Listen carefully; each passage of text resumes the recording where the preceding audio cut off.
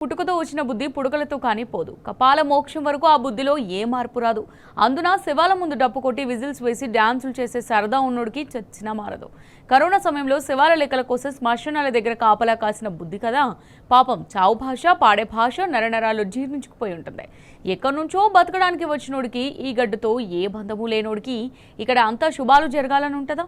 ఇక్కడ ప్రతివారు సుఖశాంతులతో వర్ధిల్లాలని ఉంటుందా? శతమానం భవతి అని నోటి నుంచి వస్తుందా? మట్టి పనికైనా ఇంటివాడే కావాలని నానుడి ఇలాంటి వాళ్ళని చూసే పుట్టి ఉంటుంది.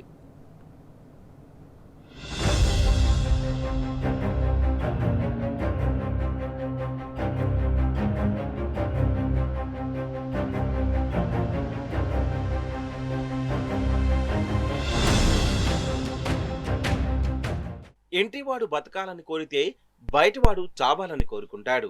ఈ భూమి మీద ఎక్కడైనా ఏ దేశంలోనైనా వలసవాదుల నైజం ఇదే. ఈ ఉపోద్ఘాతానికి అర్హుడెవరు చెప్పాల్సిన పనిలేదు. తెలంగాణ మొత్తానికి తెలుసు. ఆ శాల్తీ బుద్ధి దిగజారి ఇక దిగటానికి లేనంత అధపాతాళానికి చేరింది. ఒకసారి ఉచ్చం నీచం అనేది వదిలేసిన తర్వాత ఎవరికైనా ఏదైనా అంటగట్టేయచ్చు. అనని మాటలు కూడా నోట్లో దూర్చేయవచ్చు. తాను కోరుకున్న మాటలు అచ్చేసి అది చూసి మురిసిపోవచ్చు. సరిగ్గా ఆంధ్రజ్యోతి ఇదే చేసింది. ఎందుకంటే నర్సంపేట పర్యటన సందర్భంగా కేసీఆర్ ను చూడడానికి జనం ఎగబడ్డారు. ఆయన కారు దిగటానికి కూడా పోలీసు రక్షణ కావాల్సి వచ్చింది. ఇది ఆంధ్రజ్యోతికి కంటగింపైంది.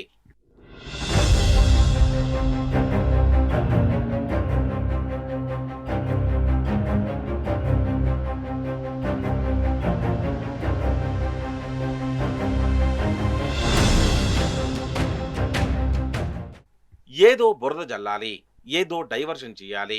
అందుకే కేసీఆర్ అనని మాటలను ఆయన అన్నట్టు వార్తపరిచి తన వక్రబుద్ధిని చాటుకుంది.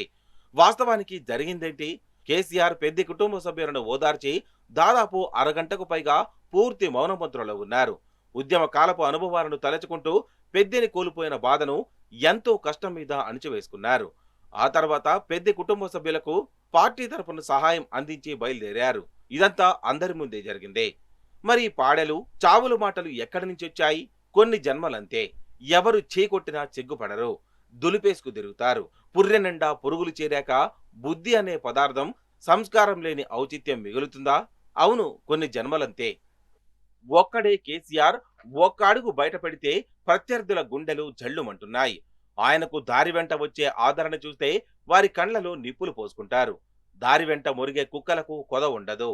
వాటికి నాయకత్వం వహించడంలో రెండో వ్యక్తిగా ఉండే ఓ పత్రికా ప్రతినిధి తన బొందరాతలతో మరోసారి చావుకు తలుపూశాడు. కేసీఆర్ నోటి వెంట పలకని ఓ మాటను కట్టుకథగా అల్లి తన బాకాలతో నిజమని నమ్మించే ప్రయత్నం చేశాడు. నిలువెల్లా విషం నిండిన ఆ విలువలేని వ్యక్తిని తెలంగాణ సమాజం మొత్తం వాంతి చేసుకుంటున్నా కూడా సిగ్గు ఎగ్గు లేకుండా విషపురాతలు రాస్తూనే ఉన్నాడు.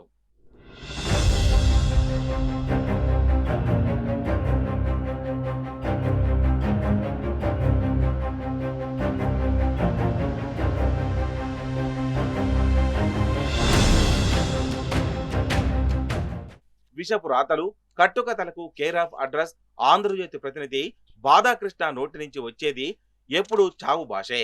సోయిలేని మాటలు, అబద్ధపు కథనాలు ఆయన దుర్మార్గపు జర్నలిజానికి నిదర్శనాలు. ఎవరు అనని మాటలను కూడా ఆపాదించడం, తన ఎల్లో పేపర్లో హెడ్డింగ్లో రాయడం ఆయనకే సాధ్యం. ఒక పద్ధతి పాడు అనేదే లేదు. ఆయన బుద్ధికి, భావజాలానికి తగ్గట్టే ఆది నుంచి ఆయనది ఎల్లో జర్నలిజమే. తెలంగాణకు అప్పుడు ఇప్పుడు ఎప్పుడు బద్ధ వ్యతిరేకే. అందుకే అతనికి తెలంగాణ అంటే అస్సలు పడదు. తెలంగాణ అభివృద్ధిని అస్సలే కోరుకోడు.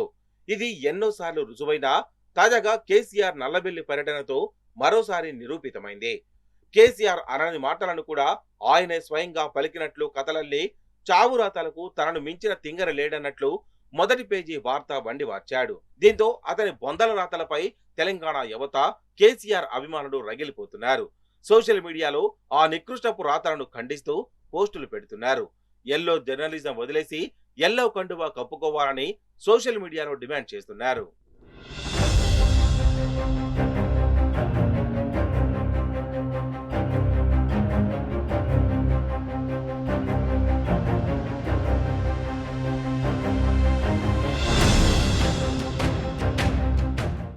తెలంగాణ ఉద్యమ సమయంలోనూ ఇవే కుట్రలు కుతంత్రాలను వేదికైంది కూడా ఈ ఎల్లో జర్నలిజమేనని ఉద్యమకారులు అంటున్నారు.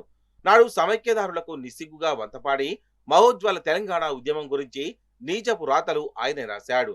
తెలంగాణ రాక తప్పదని తెలిసి కూడా చివరకు అడ్డుకునే ప్రయత్నం చేశాడు. కానీ యావత్తు తెలంగాణ ఆ కుట్రలు కుతంత్రాలను ఛేదించుకొని ఢిల్లీని గడగడలాడించి బాజాబ్తా స్వరాష్ట్రాన్ని సాధించుకుంది. అయినా ఆంధ్రజ్యోతి పద్ధతి మారలేదు. అతను తన రోత రాతలు మానలేదు. తెలంగాణ సాకారమైన తర్వాత కూడా విషపు రాతలు ఆగలేదు. ఉద్యమ కాలం నుంచి ఇప్పటి వరకు ఆ కుట్రల పరంపర కొనసాగుతూనే ఉంది. కేసీఆర్ కుటుంబంపై ఆయన అక్కసు పెరుగుతూనే ఉంది. కేసీఆర్ కుటుంబ సభ్యులు అరడి మాటలను అన్నట్లుగా చిత్రీకరిస్తూ కుటుంబాల మధ్య చిచ్చుపెట్టి బురద జల్లే అలవాటు కొనసాగిస్తూనే ఉన్నాడు. కేసీఆర్ అడుగుపెట్టిన ప్రతిసారి తన వక్రబుద్ధిని ప్రదర్శిస్తూనే ఉన్నాడు.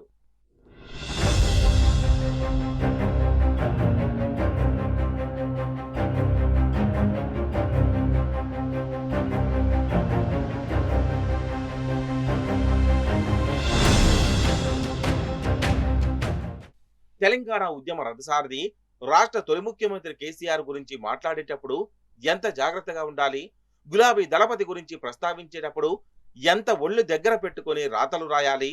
కానీ అవేమీ వంట పట్టించుకోకుండా బరిదెగింపు రాతలు రాయడంలో ఆయన దిట్ట. పెద్ద దిక్కును కోల్పోయి పుట్టెడి దుఃఖంలో ఉన్న నర్సంపేట మాజీ ఎమ్మెల్యే దివంగత పెద్ది సుదర్శన్ రెడ్డి కుటుంబాన్ని పరామర్శించేటప్పుడు కేసీఆర్ అనని మాటలను అన్నట్టుగా తన ఎల్లో పేపర్లో ఆపాదించాడు. గులాబీ దళపతి గురించి అసత్యపు రాతలు రాసుకొచ్చాడు. ఇది బాధ్యత రాహిత్యమే కాదు, సభ్యత కూడా కాదని తెలంగాణ సమాజం మండిపడుతోంది. భావోద్వేగాలతో కూడిన సందర్భంలో బాధ్యతాయుతంగా రాయాల్సిన సమయంలో కక్షతో కూడిన విషాన్ని చిమ్మడం అత్యంత దారుణమని బీఆర్ఎస్ శ్రేణులు అంటున్నాయి. పిల్లి శాపాలకు ఒట్లు తెగవు, మీరెన్ని మరణ మృదంగాలు మోగించినా అవి ఘోషగానే మిగిలిపోతాయని అంటున్నారు. తెలంగాణ ఉద్యమ రథసారథిని తెలంగాణ బాపుగా పిలుచుకునే కేసీఆర్ ను చిన్నగా చేసే చిల్లర రాతలు ఏమాత్రం సరికావని హితవు పలుకుతున్నారు. అందుకే యావత్తు తెలంగాణ సమాజం ఆంధ్రజ్యోతిపై చెత్త పలుకులపై మండిపడుతోంది. ఇప్పటికైనా ఈ విషపు రాతలను నికృష్టపు ఆలోచనను మార్చుకోకపోతే తగిన మూల్యం చెల్లించుకోవాల్సి వస్తోందని హెచ్చరిస్తోంది.